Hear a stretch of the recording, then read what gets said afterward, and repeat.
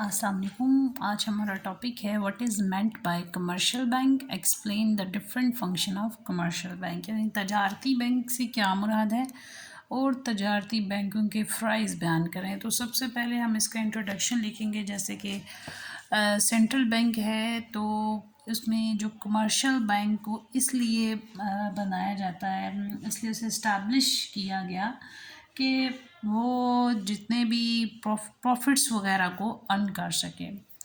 और जो बैंक हैं वो कलेक्ट करते हैं डिपॉजिट्स को लोगों से, और क्या करते हैं कि इन्हीं पैसों से दूसरे लोगों को पैसे देते हैं ताकि वो इसको अपने इस्तेमाल में ला सकें। इसमें वो इंडस्ट्रियलिस्ट को भी देते हैं, वो फिर जो जितने भी ट्रेडर्स होते हैं वो भी लोन ले सकते हैं, और जो भी ज़रूरतमंद लोग हैं वो इनसे लोन लेते हैं। और बैंक क्या करता है, इनसे इंटरेस्ट लेता है। इस तरह ये जो बैंक हैं एक इम्पॉर्टेंट रोल प्ले कर रहे हैं किसी मुल्क में इंडस्ट्रियल डेवलपमेंट के लिए, बिज़नेस के लिए, कॉमर्स के लिए या फिर तजारत के लिए। तो इस तरह जो बैंक पाकिस्तान में मौजूद हैं इस काम के लिए, वो हमारे पास नेशनल बैंक है, हबीब बैंक है, यूनाइटेड बैंक है, मुस्लिम कमर्शियल बैंक है, अलाइड बैंक है, बैंक ऑफ पंजाब है, फर्स्ट वीमेन बैंक है, और अस्करी बैंक है, बैंक अल फलाह है, फैसल बैंक है। और ये हमारे पास डिफरेंट जो है वो बैंक ऐसे हैं जो ये सर्विसेज प्रोवाइड कर रहे हैं, लोगों को पैसे देते हैं और लोगों से अमानतें वसूल भी करते हैं, और फिर उन अमानतों को ही इस्तेमाल करते हुए इंडस्ट्रियलिस्ट की भी मदद करते हैं। फिर ये लोग तजारत करने वालों की मदद करते हैं, एग्रीकल्चर सेक्टर में लोगों को वो उसमें जो स्पेशल वो अलग होते हैं। ये लोग जो हैं ये कॉमर्स और इंडस्ट्रियलिस्ट को हेल्प प्रोवाइड करते हैं, और वैसे भी कोई ताजिर इनके पास चला जाए तो उसको ये लोग लोन प्रोवाइड करते हैं ताकि वो इन चीज़ों को, इन पैसे को इस्तेमाल में ला के, या तो अगर उसे अपनी ज़ाती इस्तेमाल में लाना है तो लाए, या बिज़नेस के लिए इस्तेमाल में लाना है तो लेके। लेकिन बैंक ने क्या करना है, इससे इंटरेस्ट चार्ज करना है। तो क्या प्रोसेस क्या होता है कि बैंक को दूसरों को लोन देने का क्या फ़ायदा होता है? क्या बैंक वैसे ही लोन दे देता है या फिर उसका इसमें कोई फ़ायदा भी है? तो इस चीज़ को देखने के लिए कि बैंक का इसमें कोई फ़ायदा है कि नहीं है, मैं आपको इसकी एग्ज़ाम्पल दूंगी कि आप देखें कि अगर आपने बैंक में पैसे जमा करवाए हैं, आप अपने बैंक में जाते हो और आप बैंक में पैसे जमा करवाते हो, आपने बैंक में 100,000 अगर जमा करवा दिया तो बैंक क्या करता है, बैंक ये 100,000 अपने पास सारे का सारा नहीं रखता है। जो स्टेट बैंक है उसने जो इंस्ट्रक्शंस दी होती हैं उसके मुताबिक जितनी इसको परमिशन होती है उतना ये अमाउंट अपने पास रिज़र्व रखता है। फॉर एग्ज़ाम्पल 25% रेशो हमारे पास रिज़र्व की रेशो है। तो बैंक क्या करेगा कि इसमें से 25,000 जो है वो किधर रख देगा, उसके बैंक अकाउंट में, क्योंकि ये सेंट्रल बैंक ने इसे बोला हुआ है कि इतने पैसे तुमने अपने पास एज आ रिज़र्व रखने हैं कि जब भी ज़रूरत पड़े तो तुम लोगों को, अगर कोई जिसने पैसे डिपॉजिट करवाए हैं, जमा करवाए हैं, अगर वो अपनी अमानत लेने आ जाए तो तुम्हारे पास पैसे पड़े हों।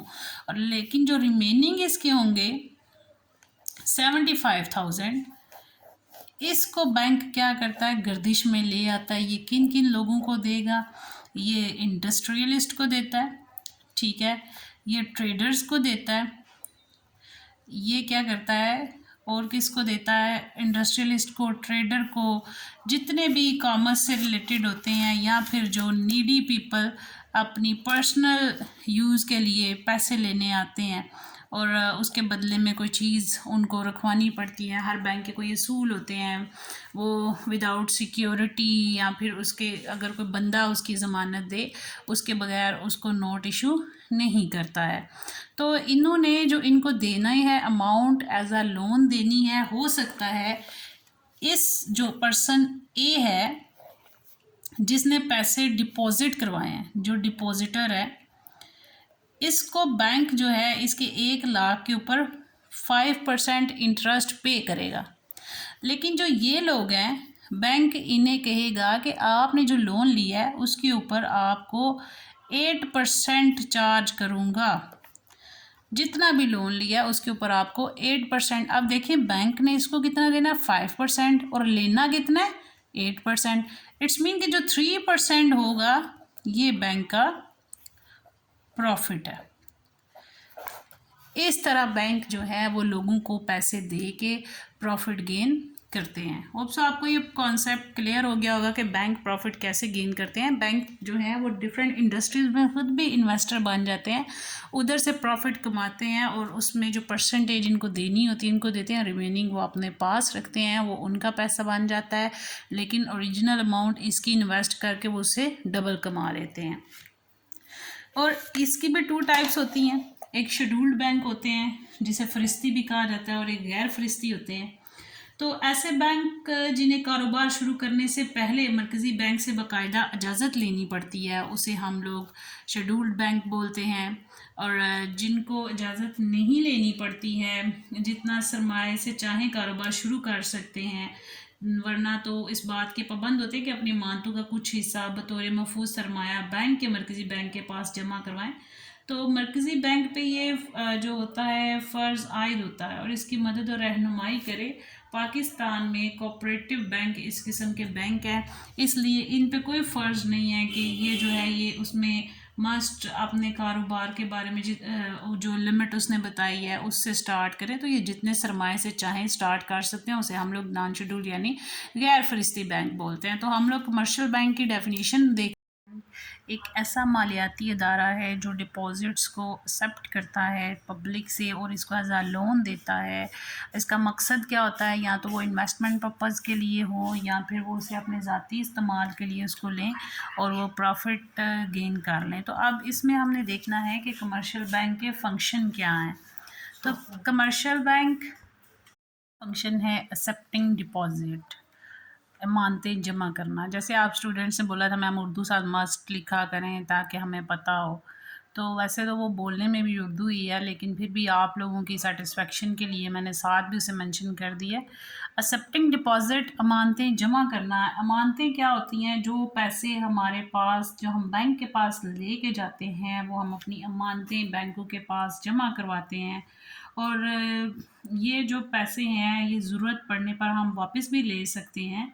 तो बाज़ अमानतों पर जो तजारती बैंक हैं वो मुख्तलिफ़ शरह से जो इंटरेस्ट रेट है वो हमें देता है। जैसे मैंने आपको बताया कि बैंक को प्रॉफिट कैसे होता है, उसकी मैंने आपको परसेंटेज के हिसाब से भी उसके क्लियर किया है कि कैसे बैंक उसमें से प्रॉफिट गेन करते हैं। तो इसमें ये काम बैंकों के एतमाद की बुनियाद किस चीज़ पे होती है कि बैंकों पर एतमाद इसलिए होता है कि इसमें मुख्तलिफ़ इन्होंने इसमें रखे हुए हैं, अकाउंट्स रखे हुए हैं जिसमें हम पैसे जमा करवाते हैं। ये उस पर्सन पे डिपेंड करता है कि वो कौन सा अकाउंट खुलवाना चाहता है। अब भी पर्सन टू पर्सन वेरी करता है, जैसे कि कोई करंट अकाउंट ओपन करवाता है जिसे आप लोग चल खाता या फिर जो ऐसी तलबी अमानतें भी बोलते हो, जिसे किसी वक्त भी आप जाके निकलवा सकते हो। फिर प्रॉफिट एंड सेविंग्स अकाउंट्स हैं, फिर आपके profit and loss sharing account हैं, फिर आपके पास टाइम डिपॉजिट्स हैं। तो हम इनको भी देख लेते हैं। सबसे पहले है टाइम डिपॉजिट यानी फिक्स्ड डिपॉजिट भी आप इसे बोल सकते हो, मियादी इमारतें। तो ये क्या है, ये हमारे पास जो मानते हैं इसमें क्या होता है कि हमने एक मखसूस मुद्दत के लिए अपने पैसे बैंक के पास रखवा देते हैं, जो 1 साल या 2 साल या इससे ज़्यादा अरसे के लिए हम बैंक में पैसे जमा करवाते हैं, और ये रकम हम उस वक्त से पहले निकलवा नहीं सकते। इसके ऊपर एक ज़्यादा शरह से सूद अदा करता है बैंक हमें। अगर किसी को शदीद मजबूरी हो तो उसके तक ज़मानतदार अपनी बैंक से रकम निकलवा सकता है। और इसलिए इसमें कहा गया है कि जो टाइम टू टाइम वेरी करता है, कि आप पर्सन टू पर्सन वेरी करता है कि किसको कौन सा अकाउंट खुलवाना है। तो fixed account for long time period है, तो इसके ऊपर इंटरेस्ट रेट ज़्यादा है। किसी को बहुत ज़्यादा मजबूरी हो तो आप जाके वो निकलवा सकते हैं, इसमें बार बार ट्रांजैक्शन नहीं हो सकती है। फिर आपके पास है करंट अकाउंट, तलबी मानते। इसको ज़्यादातर जो बिजनेसमैन है यानी कारोबारी बंदे हैं वो इस्तेमाल करते हैं, या फिर इस्लामिक पॉइंट ऑफ व्यू से भी लोग इसको इस्तेमाल करते हैं कि इसके ऊपर इंटरेस्ट रेट नहीं लगता है। इसमें एक दिन में कई दफ़ा ट्रांजैक्शन हो सकती है, इस अकाउंट में जो है वो बार बार ट्रांजैक्शन इसके थ्रू की जाती है। इसमें से पैसे भेजे भी जा सकते हैं, निकलवाए भी जा सकते हैं। इसके ऊपर किसी किस्म का कोई सूद नहीं होता इस अकाउंट पे। और ये जो अकाउंट है इसमें हम एक मखसूस हद से कम रकम रह जाए तो बैंक इन लोगों से कुछ जो सर्विस चार्जेस हैं वो वसूल करता है, जो कि बहुत ही माइनर से होते हैं, मामूली से होते हैं, बहुत ज़्यादा नहीं होते। फिर हमारे पास आता है सेविंग अकाउंट, जो कि हमारे पास बचत की इमानतें होती हैं। इस किस्म की इमानतें आमतौर पर बचत करने वाले अफराद बैंक के पास जमा करवाते हैं। और क्या करते हैं कि इस किस्म के अकाउंट 2 रुपये से भी खोले जाते हैं मुख्तलिफ मराकज़ में। और इस किस्म के खातों में हफ्ते में 1 या 2 दफ़ा रकूम निकलवाई जाती हैं, और ज़्यादा से ज़्यादा रकम निकलवाने की हद भी मुकर्रर होती है। अगर इस किस्म के खाते में ज़्यादा रकम निकलवानी हो तो बैंक को पहले हमें जो है वो इत्तला देनी पड़ती है, कि उसको नोटिस देना पड़ता है कि हम लोग ज़्यादा रकम निकलवाना चाह रहे हैं। क्योंकि मैंने आपको बताया कि बैंक एक मखसूस परसेंटेज से अपने पास रिज़र्व रखता है, जितना उसको स्टेट बैंक यानी जो सेंट्रल बैंक है आपका वो अलाउ करता है, उतना ये अपने पास रिज़र्व रखता है। बाकी ये लोगों को इशू कर देता है डिफरेंट वेज से। तो इसलिए जब भी सेविंग अकाउंट से यानी बचत के जो अमानतें होती हैं उनसे हमने पैसा निकलवाना है, तो हमें ज़्यादा मिकदार में अगर निकलवाना है तो बैंक को पहले इन्फॉर्म करना पड़ेगा।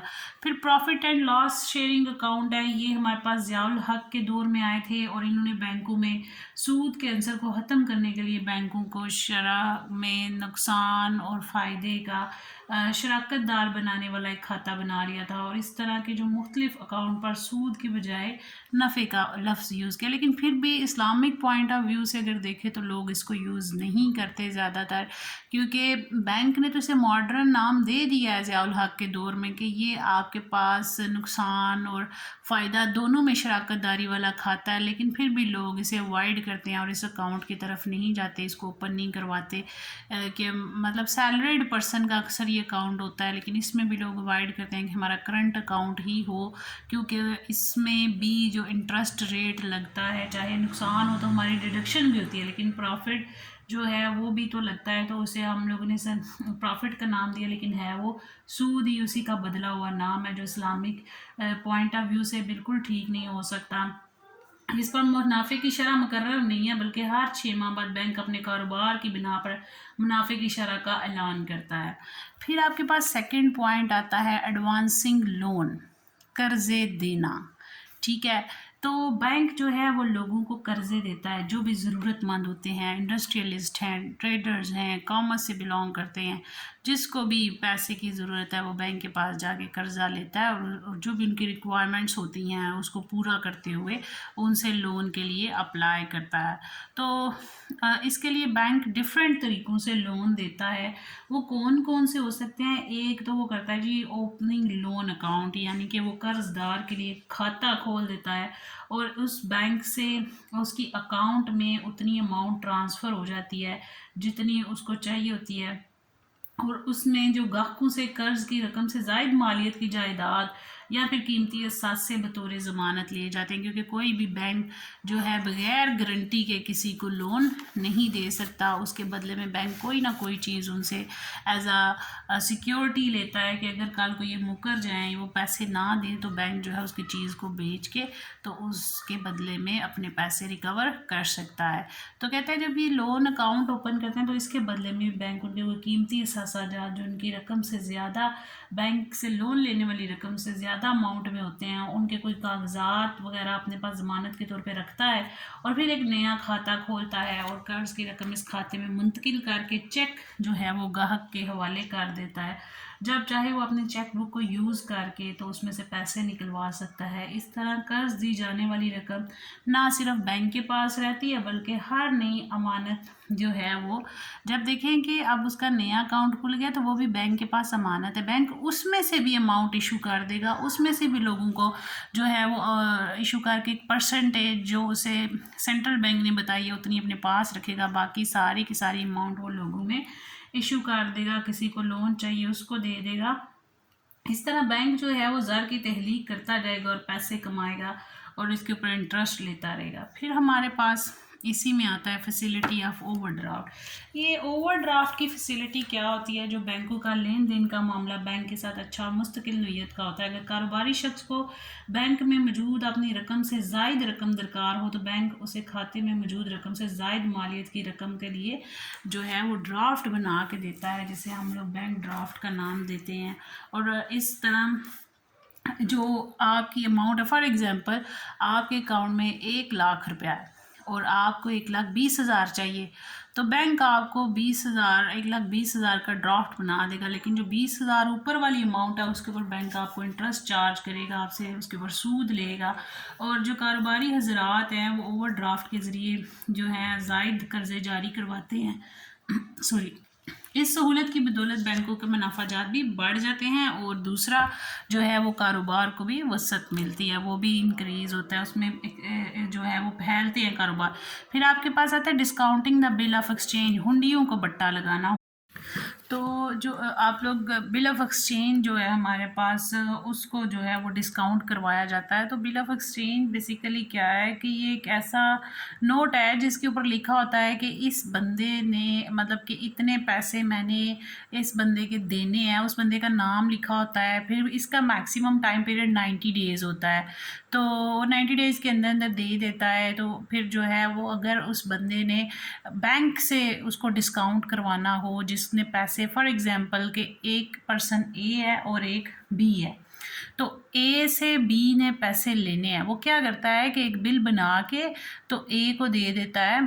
तो कहता है कि इसके ऊपर साइन कर दें, तो क्योंकि उसने आगे अगर किसी के पैसे देने हैं या उसको भी अर्जेंट चाहिए तो वो वाला बिल जो है वो बैंक को देगा और उससे पैसे ले लेगा। और बैंक जो है वो उसको डिस्काउंट मतलब पूरी अमाउंट नहीं देता, उसमें से कुछ पैसे कम करके देता है। तो फिर आप जब वो डेज़ कंप्लीट होते हैं तो जिस पर्सन से उसने पैसे लेने होते हैं वो बंदा बैंक में वो पैसे वो जमा करवाता है, तो वो बिल ऑनर होता है। तो ये होता है हुंडियों को बट्टा लगवाना, कि वो अपनी ज़रूरत के मुताबिक बैंक के पास जाता है और जाके उसको वो दे देता है। और बैंक जो है उस हुंडी को किसी भी तजारती बैंक के पास से हम लोग जाके तो उससे पैसे वसूल कर सकते हैं, उस पर बट्टा लगवा कर बाकी रकम वसूल कर लेते हैं और अपनी कमीशन काट कर बैंक जो है वो बाकी अमाउंट ताजर को दे देता है। और ये तजारती बैंक तजारत को फ़रोग़ करने के लिए इस तरह एक अहम किरदार अदा कर रहे हैं। फिर हमारे पास आता है ईजी मीडियम ऑफ एक्सचेंज। इसका थर्ड पॉइंट कि आसान आला मुबादला है। आमतौर पे जो हमारे पास मीडियम ऑफ एक्सचेंज के तौर पे ये काम कर रहा होता है, क्योंकि मरकज़ी बैंक जो है वो ज़र जारी करता है, तो ये as a medium of exchange काम कर रहा है। इसमें ये बैंक जो है ये जारी करदा नोट ही जो बतौर ज़र आला मुबादला के तौर पर लोगों में गर्दिश करते रहते हैं, लेकिन तजारती बैंकों ने इस लेन देन को और भी आसान कर दिया। किस तरह आसान किया है कि अगर किसी शख्स ने दूसरे शख्स को 1 लाख रुपए की अदायगी करनी है तो वो क्या करेगा, उसको नोट देने की बजाय वो तजारती बैंक के चेक पर ये रकम लिख कर उसे साइन कर देता है कि मैंने इतने अमाउंट देने हैं, उसके ऊपर सिग्नेचर कर दिए हैं। तो दूसरा बंदा उस चेक को विदाउट एनी हेजिटेशन रिसीव कर लेता है और उसे पता होता है कि जब ये मैं चेक लेके बैंक के पास जाऊंगा तो मैं अपनी रकम वसूल कर सकता हूँ। तो बैंकों ने लेन देन के मामले को बहुत ही आसान बना दिया है। बारी रकूम की अदायगियों पर रकम को गिनने पर वक्त ज़ाया नहीं होता है और लोग आसानी से चेक लेके जाते हैं या फिर क्या करते हैं कि बैंकों के ड्राफ्ट और चेक ही लेन देन में कबूल कर लेते हैं, तो नकद ज़ार इस्तेमाल करने की ज़रूरत ही नहीं पड़ती है। इसमें लोगों को एक ये श्योरिटी होती है कि अगर उसके अकाउंट में पैसे नहीं भी ना होंगे तो वो बैंक के पास जाएगा और बैंक से वो उसको जब जमा करवाएगा चेक, तो अगर तो उस बंदे ने उसके अकाउंट में पैसे नहीं है तो उस बंदे के खिलाफ बैंक एक्शन भी ले सकता है, उसके अगेंस्ट केस भी कर सकता है। इसलिए लोगों को इसकी श्योरिटी होती है कि अब उनको चेक मिल गया तो इसके पैसे भी मिल जाएंगे। तो बैंक इनके लिए एक आसान आला मुबादला प्रोवाइड करता है और लोगों को बहुत ज़्यादा अमाउंट पास रखने की ज़रूरत नहीं पड़ती है। फिर है सेफ़ ट्रांसफ़र ऑफ मनी। ज़र की बाहिफाजत जो सहल मुंतकली है उसकी आसान तरीके से उसको ट्रांसफ़र करना है, तो कहता है कि पैसे को एक जगह से दूसरी जगह हम आसानी से लेके जा सकते हैं। हम लोग इसको बज़रिया चेक या फिर हम लोग इसको ऑनलाइन ट्रांजैक्शन के ज़रिए भी हम लोग इसका कर सकते हैं। और इसको ज़र मुबादला को हम लोग इस तरह इस्तेमाल करते हैं कि हमारे पास लोग ज़र को इस्तेमाल करते हैं और हम लोग इसको आसानी से एक जगह से दूसरी जगह ज़र को लेके जा सकते हैं। लाइक हमारे पास कोई जो चेक होते हैं, ड्राफ्ट्स होते हैं, उनको आसानी से मुंतकिल कर सकते हैं। तो ये रकम को बाहिफाजत एक जगह से दूसरी जगह पहुंचाती है। रास्ते में कोई डर या खतरा नहीं होता है कि ये चोरी हो जाएगा या जानो माल का भी महफूज रहता है इस तरह। तो एजेंसी की खिदमात, तो एजेंसी सर्विसेज भी ये प्रोवाइड करते हैं। एजेंसी सर्विसेज क्या होती हैं, कौन सी हैं? तो आमतौर पर लोग जो बैंकों के ज़रिए बिजली के बिल, सुई गैस, टेलीफोन के बिल वगैरह इसी के थ्रू जो है वो अदा करते हैं। दरामदी और बरामदी ताजरों के लिए भी ये बैंक एक नुमाइंदे की हैसियत के तौर पे काम करता है। तो ये इम्पोर्टर एक्सपोर्टर के लिए बहुत बड़ी फैसिलिटी है। मुख्तलिफ जो फ़र्में हैं वो अपने लेन देन के लिए बैंक को अपना नुमाइंदा मुकर्रर करती हैं। बैंक इनके लिए लोगों से रकूमात वसूल करता है। और सेकेंडरी बोर्ड जैसे यूनिवर्सिटीज़, कॉलेजेस जैसे टीचर्स हैं वो अपनी पे बैंकों से वसूल करते हैं। स्टूडेंट्स अपनी फ़ीस बैंकों में जमा करवाते हैं। तो ये यूनिवर्सिटीज़ और बाकी जितने भी इदारे हैं उनके लिए एक अहम किरदार अदा कर रहा है। वो उनको ये सर्विसेज प्रोवाइड कर रहा है। तो ये सारे बैंकों में पैसे जमा करवाते हैं और मुख्तलिफ मुश्तरका सरमाए की अंजुमनें इब्तदा में अपने जो शेयर्स होते हैं आवाम को तजारती बैंकों के ज़रिए ही फ़रोख्त करती हैं। तो ये हमारा हो गया एजेंसी की खिदमात, यानी यूनिवर्सिटीज़ को सर्विसेज प्रोवाइड करता है। फिर ये जो है वो बोर्ड को सर्विस प्रोवाइड करता है। फिर ये जो डिफरेंट फैसिलिटीज़ देने वाले अदारे हैं जैसे बिजली, गैस, टेलीफोन वाले अदारे हैं, उनको फैसिलिटी प्रोवाइड करता है कि उनके जो अमाउंट्स हैं बिल की वो रिसीव करता है बैंक उनके बिहाफ पे। तो ये मुख्तलिफ कंपनियों के जो शेयर्स होते हैं, हैसियत जिन्हें बोलते हैं, तो आम तौर पर वो भी इनके ज़रिए फ़रोख्त किए जाते हैं। तो फिर हमारे पास आता है सेफ्टी ऑफ वैल्यूएबल्स, कीमती चीज़ों की हिफाजत। तो तजारती बैंक लॉकर्स की खिदमात में बहुत अहम किरदार अदा करते हैं। ये उनको लॉकर्स की खिदमात फ्राहम करते हैं। लोग अपनी कीमती चीज़ें, अपने वसीयतनामे, ज़रूरी कागज़ात, ज़ेवरात, क्योंकि घरों में लोगों ने बहुत ज़्यादा क्वांटिटी में ज़ेवरात नहीं रखे होते, चोरी होने का खदशा होता है, तो लोग उसको बैंक में अपना एक लॉकर ओपन करवाते हैं, उसके अंदर अपनी चीज़ें रखते हैं और बैंक जो है उसकी एक फ़ीस उनसे वसूल करता है। उसके बदले में, अपनी सर्विस प्रोवाइड करने के बदले में उनसे एक फ़ीस वसूल कर रहा होता है। सरमायाकारी, इन्वेस्टमेंट, तो बैंक जो हैं वो अपने तौर पर सरमायाकारी भी करते हैं और कारोबार से मुनाफा हासिल करते हैं। ये लोगों की रकूम को उधार भी देते हैं और इन्हें खुद भी सरमाए के कामों में लगाते हैं, जो कि मैंने आपको इसके इंट्रोडक्शन में इसकी काफ़ी डिटेल बताई कि वो किस तरह सरमायाकारी करते हैं। जो लोग पैसे जमा करवाते हैं उन्हीं के पैसे से वो मज़ीद आगे इन्वेस्टमेंट करते हैं। बैंकों की अपनी भी इंडस्ट्रीज़ होती हैं जिसमें ये लोग पैसा इन्वेस्ट करके उससे प्रॉफिट लेते रहते हैं और लोगों को उसमें से कुछ परसेंटेज देते रहते हैं। तो इस तरह जो है वो रकूमात के बदले उनको प्रॉफिट अदा करते रहते हैं। जैसे कि पाकिस्तान में हबीब बैंक ने हबीब शुगर मिल्स बनाई हुई है और यूनाइटेड बैंक ने यूनाइटेड केमिकल्स वगैरह में सरमायाकारी की है। तो बस इसके और भी भाई डिफरेंट फ्राइज़ हैं जो कि इसके फंक्शंस हैं, जिसे हम लोग मिसलेनियस फंक्शन भी बोलते हैं। तो तजारती बैंक जो है मुल्की माशी तरक्की और तजारती लेन देन के फ़रोग के लिए बहुत अहम किरदार अदा करते हैं कि ये मुख्तलिफ़ फ़र्मों को और मुख्तलिफ़ अकाउंट होल्डर्स को ओवरड्राफ्ट फैसिलिटीज़ प्रोवाइड करते हैं, यानी उनकी अमाउंट से ज़्यादा अमाउंट लेने के लिए उनको देने के लिए एग्री होते हैं जब उनको चाहिए होते हैं। फिर ये हज की दरख्वास्तें वगैरह भी वसूल करते हैं।